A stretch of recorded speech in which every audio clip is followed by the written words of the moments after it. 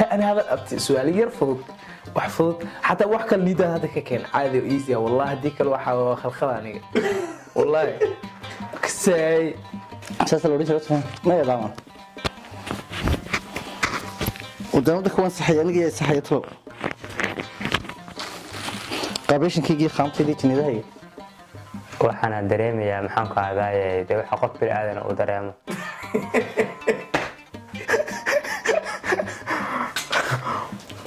أنا إسكفرني ويدير عالمي haddaan horta male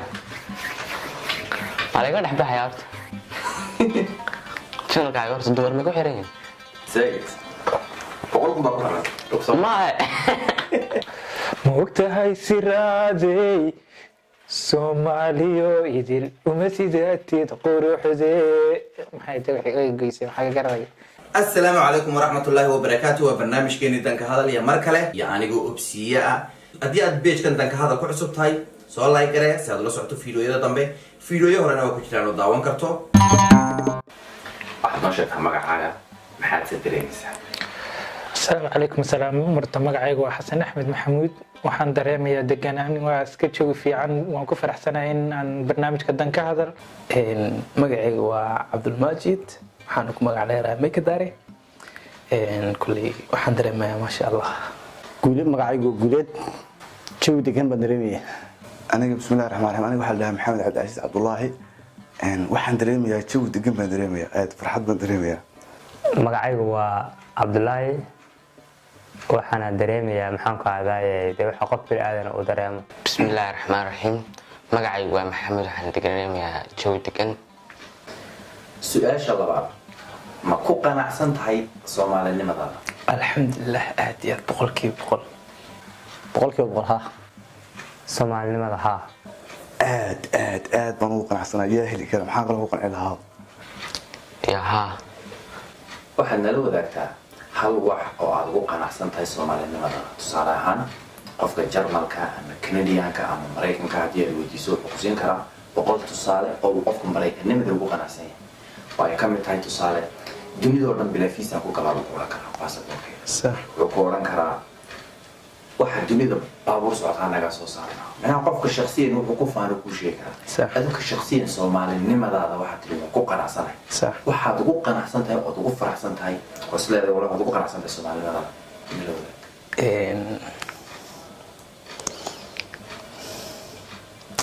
Soomaalimadeeda waxa uu qanacsanahay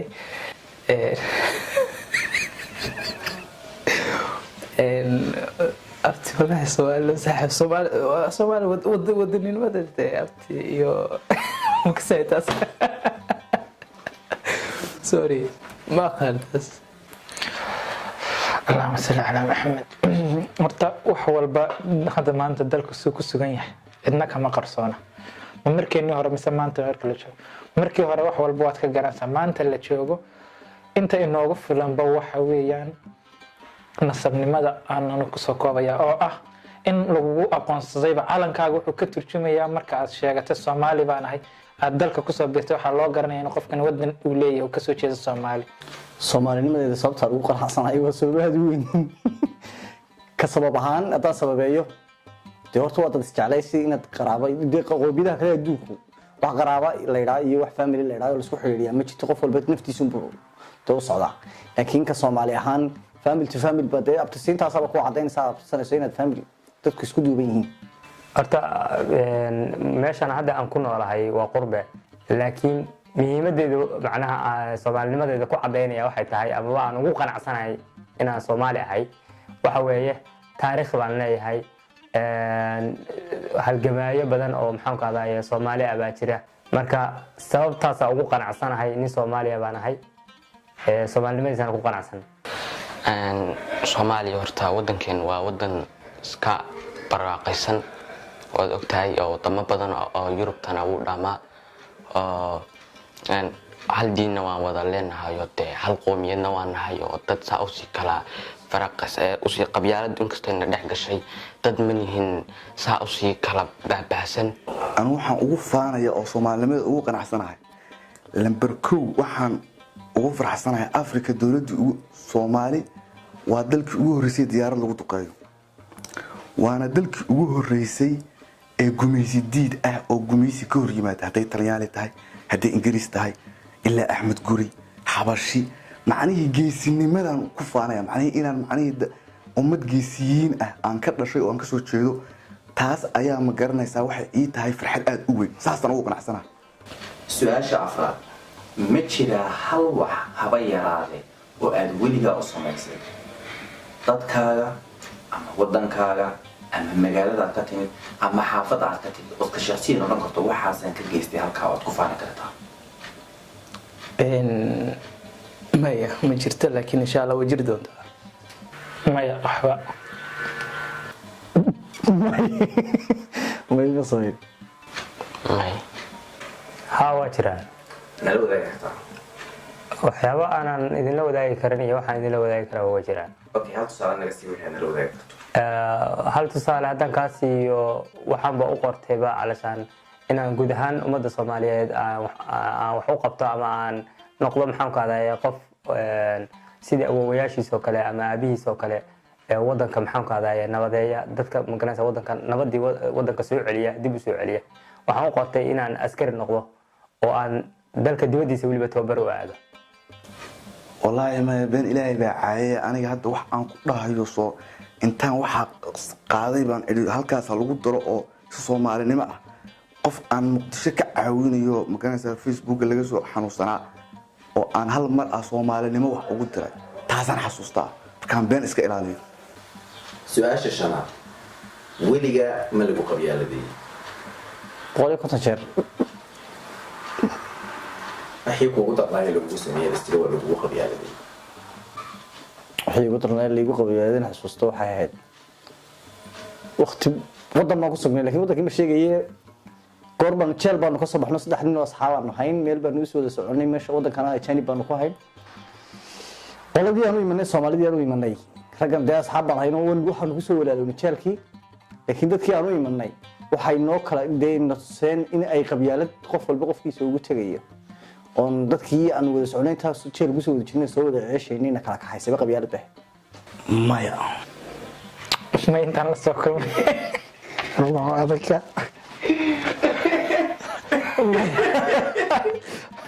waa madcanun may allaha markaan kasoo baxnay maalka maxay markaa talyaaniga maanay ka shaqsiyan diiwaan ka gadaal laakiin markaa talyaaniga maanay ayaan qof wacanay group aan ku wada soconay markaa aniga bisa ka ahaa wax mataqaana from Baydhaba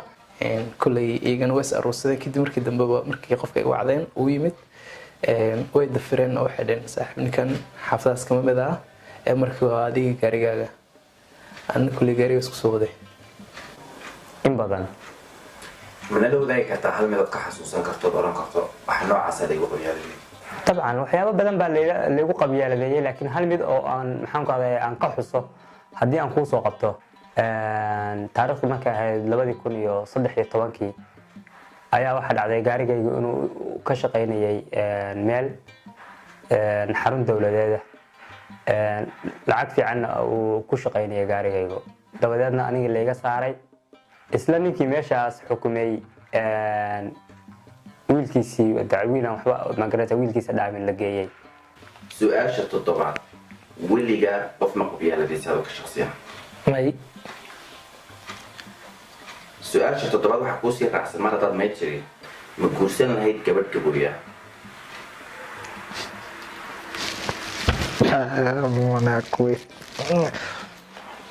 horta waan guursan lahaa oo way fiicnayn laakiin dhaqankii Soomaalinimada ay xadidaya anu hadii aan guursado waxyaabo fara badan oo anigu awlaadda aan dhalay mustaqbalkooda ma garanaysaa ayaa mugdi galaya familiga aan ka dhashay laftigoodu oo aniga way xiriirkoodiiba oo xiriirkayga jarayaan yani way igu yar adagtay inaan guursado su-aasha toddobaad ka shaqsiyan adigu weligaa qof ma qabyaaladaysa may isku mana dayin horta niyo ereygaas marar badan waa maqlay brada maasha allah ha waa guursan lahaa weligaa adigu cid ma qabyaaladaysa Soomaali waa wana meel igu waayay ma guursan lahayd gabadh gaburiya atolish ha weligaa adigu ka shaksiya qof ma qabyaaladaysa anigu qof soomaaliya mise qof ajnabiya qof soomaaliya ma qof soomaaliya ma qabyaaladay qof ajaanibi leh ma qabyaalad ajaanib waa qabyaaladay ha maya maadaama aniga aan i qabyaaladay igumaba soo dhaceenba qof waa ree hebel ama waa sidaa qofna kuma dhibaateen ugumana dudin ma guursan lahayd gabadh gabooya maxaan u guursan waayey ninku miyuu waalanyahay maxaa gabdhuhu isku diin baan nahay isku magaranaysaa soomaali anigu waxaan u arkaa ra'yigaas ra'yi waxaan u arkaa jaahilnimo oo awooyaasheenii boqolaad ay magaranaysaa ay keeneen waan guursan lahaa nacamaha maya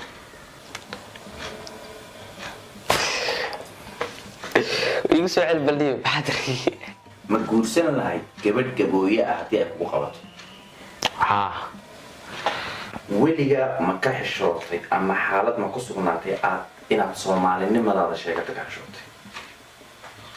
weli lama kulmin maya may laakiin waxaa ka xishooday inaad sheegto soomaalinimadeeda haa laakiin waxaa ka xishooday inaad sheegto aan dhaha baydhawaan ka yimid way jirtaa qurbaha waxaa arkaysaa maxaan ku ahday dhalinyar badan oo soomaaliyeed oo qurbaha inta yimaadeen marxalado foolxun ku dhaqmaya